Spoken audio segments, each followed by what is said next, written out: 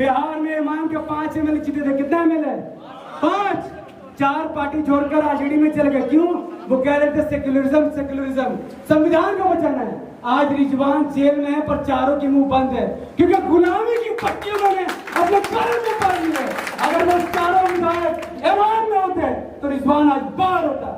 जब तक हमारे हाथों में सियासी ताकत नहीं आती, हम अपनी पार्टी इमाम और इसी साहब को अपना नेता नहीं चुन लेते, तब तक बिल्किस बानो जैसी 75 साल हो चुका है। कितना साल? 75 साल। इस देश में रहने वाले हर समाज का विकास हुआ। यादव का विकास हुआ, दलित का विकास हुआ, आदिवासी का विकास हुआ, जाटव का विकास हुआ। यहाँ तक इस देश में जो सबसे अच्छे हालात में सवर, उनको भी आरक्षण दिया गया। लेकिन 75 साल इस देश की आजादी के बाद भी इस देश में रहने वाले मुसलमानों की हालत चमार से भी बदतर है। और ये बात मैं नहीं कहता हूँ, ये बात सच्चर कमेटी की रिपोर्ट और कुंडू कमेटी की रिपोर्ट चिल्ला चिल्ला कर कहती है कि आजादी के 70-75 साल बाद इस देश में सबसे खराब हाल में अगर पसमंदा हाल अगर कोई है तो वो देश का मुसलमान है। मैं आपसे पूछता हूँ कि इसका जिम्मेदार कौन है? क्या कांग्रेस की जिम्मेदार नहीं है? इसके जिम्मेदार सीपीएम नहीं है या इसके जिम्मेदार बीजेपी नहीं है? तमाम के तमाम पार्टियों ने अपने अपने समाज के लोगों का विकास किया, लेकिन मुसलमानों का विकास किसी ने नहीं किया। सिंपल और साफ फंड है।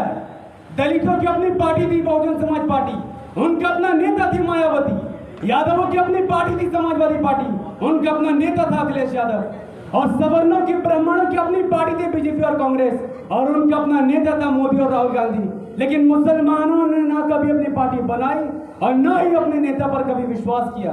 70 साल से सिर्फ और सिर्फ वो भारत के लिए वोट देते रहे, लेकिन कभी अपने लिए वोट नहीं दिया। इसीलिए आज मुसलमान के पास कोई नहीं सुन रहा। हम किसका इंतजार कर रहे हैं? क्या आसमान से फरिश्ता उतरेगा जो हमें स्कूल कॉलेज अस्पताल देगा, या हमें हमारी पार्टी और हमारे नेताओं को समझना होगा? मैं आपसे एक ही बात पूछता हूँ, आप सब ने वो मंजर देखा होगा जब पार्लियामेंट में सीट वाले कानून को ओवैसी साहब ने फाड़ कर मोदी के मुंह पर फेंक दिया। किसी के अंदर ये ताकत थी कि वो उस कानून को फाड़ कर फेंक दे? क्या राहुल गांधी ने वो कानून फाड़ा था? क्या ममता बनर्जी ने वो कानून फाड़ा था? किसी ने नहीं। क्यों? क्योंकि मुसलमानों के हितों की परवाह किसी को नहीं है। क्या बात है कि बिल्किस बानो को इंसाफ नहीं मिलता? क्या वजह है कि उसके बलात्कारियों को संस्कारी बताया जाता है? क्योंकि हर इंसान, हर संस्था ये बात समझती है मुसलमान इस देश में यतीम है, कोई इनकी आवाज उठाने वाला नहीं है। और एक बंदे जो उनकी आवाज उठा रहा है उसे आरएसएस का एजेंट कहते हैं, उसे बीजेपी का टीम कहते हैं। अरे शर्म आनी चाहिए उनको, जो कौम के लिए लड़ रहा है, संविधान के लिए लड़ रहा है। इंसाफ की लड़ाई लड़ने वाले को तुम टीम कहते हो? ऐसा नहीं हो सकता है।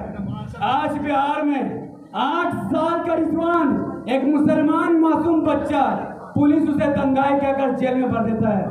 आज 2 दिन होने वाला है, लेकिन उसे कोई नहीं छोड़ता, क्योंकि बिहार की पुलिस जानती है इसका कोई रहबर नहीं है, इसकी कोई पार्टी नहीं है, इसका कोई नेता वाले को तुम टीम कहते हो? ऐसा नहीं हो सकता है।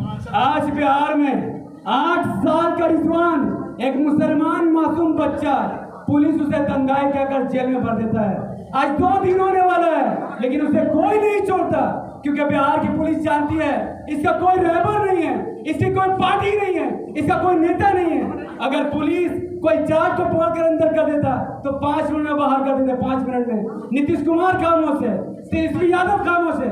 बिहार में इमाम के 5 एमएलए जीते थे, कितना एमएलए? 5। 4 पार्टी छोड़कर आरजेडी में चले गए। क्यों?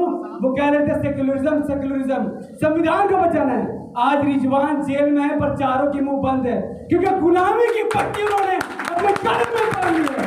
अगर वो चारों विधायक इमाम में होते तो रिजवान आज बाहर होता। जब तक हमारे हाथों में सियासी ताकत नहीं आती, हम अपनी पार्टी इमाम और इसी साहब को अपना नेता नहीं चुन लेते, तब तक बिल्किस बानो जैसी न जाने कितनी बहनों को इंसाफ नहीं मिल सकता है। तो इंसाफ की लड़ाई आपके कंधों में है। जब यहाँ से बाहर जाइएगा तो याद रखिएगा, अगर ये लड़ाई आपको जीतना है और बिल्किस बानो और रिजवान जैसे लोगों को इंसाफ दिलाना है, तो जाकर आराम मत कीजिएगा, बल्कि पार्टी के विस्तार को बढ़ाइए। घर घर तक जाकर कहिए कि मजलिस आपके गेट तक पहुंच चुकी है। अब आप मजलिस के गेट, अब आप अपने घर के बाहर आइए, मजलिस की ताकत बनिए, इमाम को ज्वाइन कीजिए और उस लड़ाई का हिस्सा बनिए जिसका आज़म असदुद्दीन ओवैसी साहब और अकबरुद्दीन ओवैसी साहब ने बनाया है। बहुत कम है, मैं अपनी बात खत्म करता हूँ। बहुत बहुत शुक्रिया। अस्सलाम वालेकुम।